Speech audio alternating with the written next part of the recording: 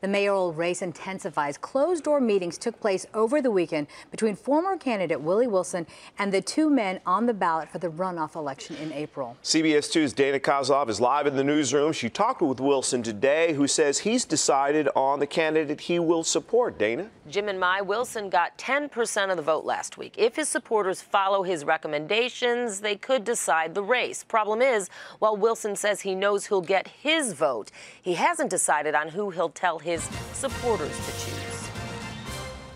I've been very clear. I'm going to vote for Garcia. A Willie Wilson revelation an hour after a lunch meeting with mayoral hopeful Jesus Chuy Garcia.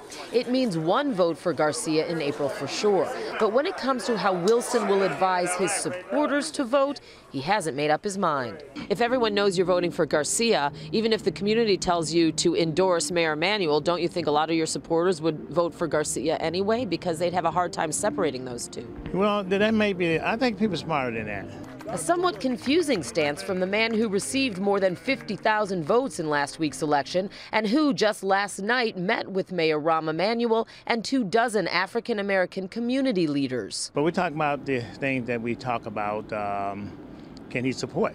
You know, those economic empowerment, economic development. It's an indication Wilson may still publicly endorse Emanuel. How this will play out politically is unclear. Wilson says he just wants to publicly back the best man for the job. My personal vote is for anybody except for this mayor, all right? But if the community tells me to endorse, that's what I'm going to do. No response from Garcia's camp tonight when I asked them about the meeting with Wilson and for reaction to Wilson's personal support. Wilson says he'll continue to meet with leaders and the community this week to help make up his mind.